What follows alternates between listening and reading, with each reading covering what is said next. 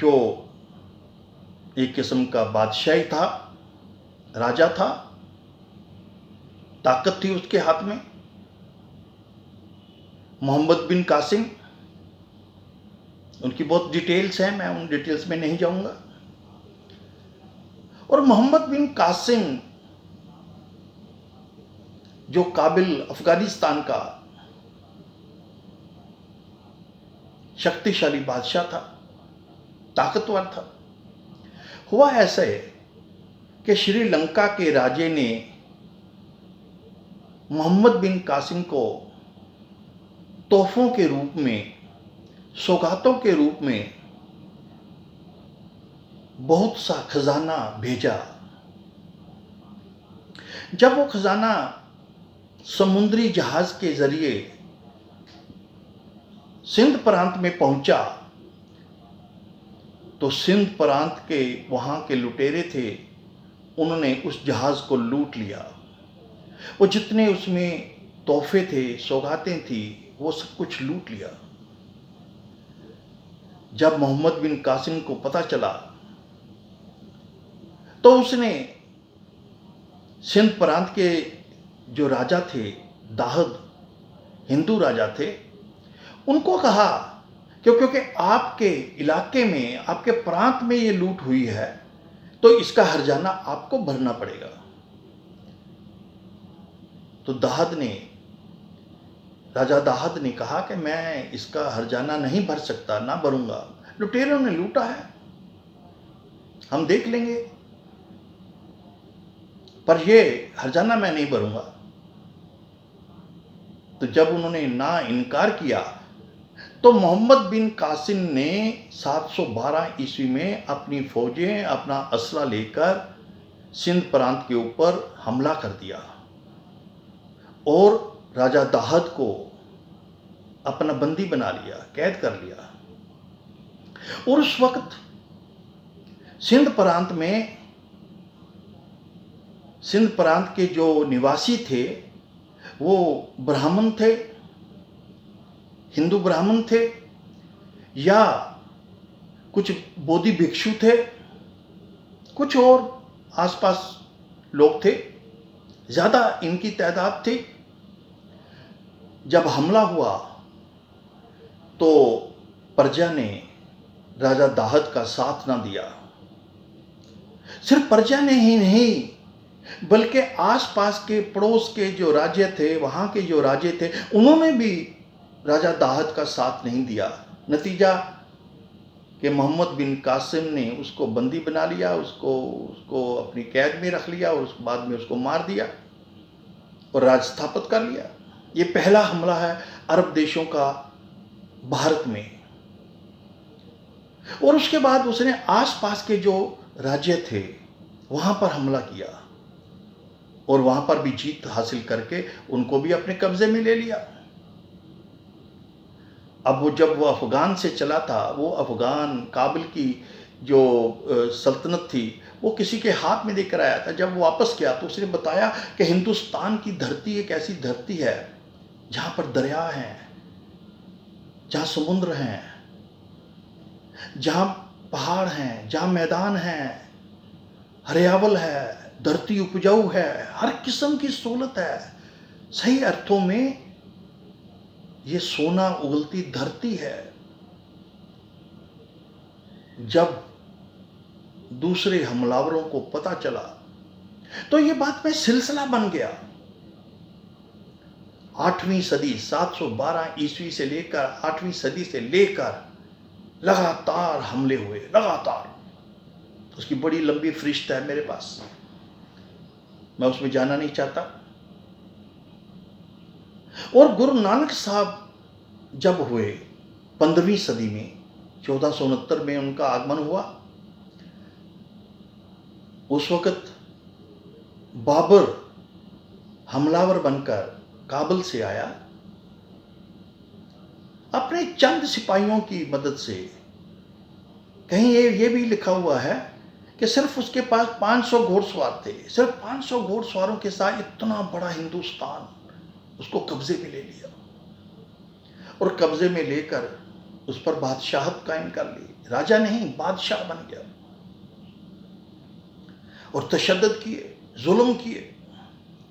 जब बाबर ने सैदपुर, जिसे एमनाबाद भी कहा जाता है, वहां पर हमला किया, सैदपुर लोगों की जो दुर्गत की, उनकी अजमत लूटी, वहाँ की जो माँ बहनें थी उनकी अजमत को लूटा, सामान लूटा, पैसा लूटा, मार दिया लोगों को उसके सिपाहियों ने। तो गुरु नानक साहब भी उन दिनों यात्रा में थे, उदासी में थे। उन्होंने वो सारा दृश्य देखा और उस सारे दृश्य को अपनी वाणी में शामिल किया, उसमें उसकी तस्वीर कशी की।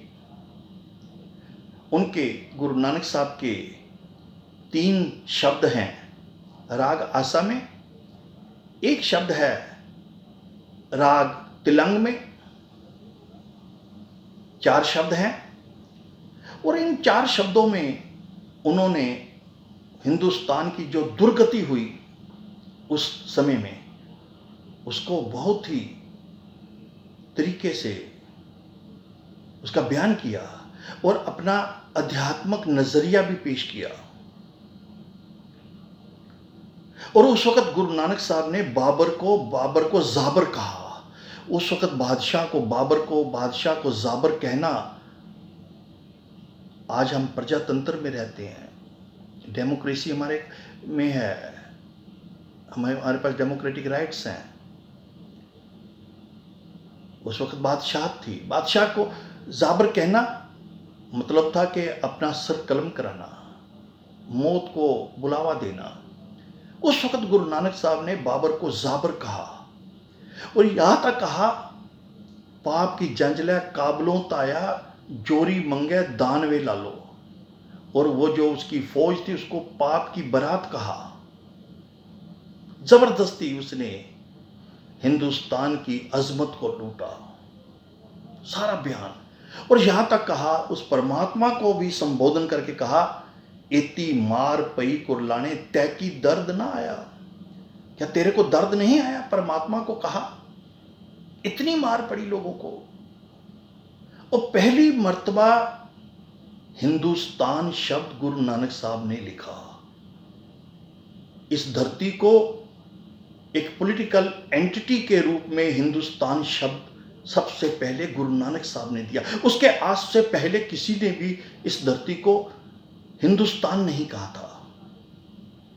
यह हिंदुस्तान शब्द गुरु नानक साहब का बख्शा हुआ है। इतनी मार पे कुरलाने तय की दर्द ना आया, पापी जंजला काबलों ताया, जोरी मंगे दान में लायो। कहते हैं कि हिंदुस्तान डराया, हिंदुस्तान को डरा दिया, लोग भाग गए, छुप रहे थे, इतना कत्लेआम किया। और वो उसके बाद, बाबर के बाद हुमायूं, एक बादशाह था अकबर, जिसमें थोड़ी सी इंसानियत थी, जिसने दीने इलाही नाम का धर्म चलाया था। उसके और भी कारण हो सकते हैं, उसके राजनीतिक कारण भी हो सकते हैं, पर उसमें कुछ इंसानियत के तत्व थे। पर उसके बाद जहांगीर ने गुरु अर्जन देव, 5वें गुरु अर्जन देव जी को, क्योंकि उन्होंने गुरु ग्रंथ साहिब का संपादन किया था, वहां पर गुरु ग्रंथ साहिब में बाबा शेख फरीद जी जैसे, भगत कबीर जी, भगत सदना जी, इनका भी पवित्र कलाम गुरु ग्रंथ साहिब में शामिल किया। हिंदू भक्तों का भी कलाम शामिल किया। उन्हें कहा कि ये बहुत बड़ी, उसको एक ताकत नजर आई।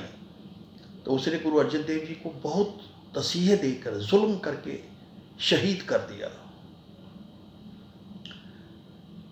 और देखिए, जब गुरु नानक साहब बचपन में थे,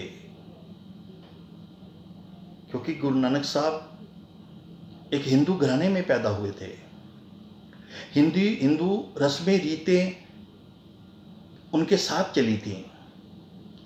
जब उनको जनेऊ पहनाया गया, पहनाने का समय आया, तो एक कार्यक्रम किया गया, पंडित जी को बुलाया गया। तो जब वो जनेऊ डालने लगे तो उन्होंने उनका हाथ पीछे करके कहा कि पंडित जी, मुझे वो जनेऊ पहनाओ। मैं जनेऊ के खिलाफ नहीं हूं, पर मुझे जनेऊ वो चाहिए जो सच का जनेऊ हो, जो टूटे ना। ये तो धागा है, ये धागा टूट जाएगा, ये मैला हो जाएगा। मुझे मैला नहीं होना चाहिए। वो जनेऊ दो जो मैला नहीं होता, वो सच का जनेऊ दो। आप देखिए, गुरु नानक साहब उस रस्म, उस रीत का विरोध करते हैं, क्योंकि उन रस्मों और रीतों में सच नहीं था, उनके कोई अर्थ नहीं थे। तो गुरु नानक साहब ने जिस जनेऊ का विरोध किया, गुरु तेग बहादुर का जब समय आया, 9वें गुरु का, उस वक्त औरंगजेब का जमाना था। औरंगजेब ने ऐलान कर दिया कि मैं हिंदुस्तान को दारुल इस्लाम बनाना चाहता हूं। दारुल इस्लाम का मतलब था इस्लाम का सबसे बड़ा केंद्र। उसने हिंदुस्तान को दारुल इस्लाम बनाने के लिए कश्मीर से लेकर कन्याकुमारी तक कत्लेआम शुरू करा दिया। तलवार के जोर पर लगातार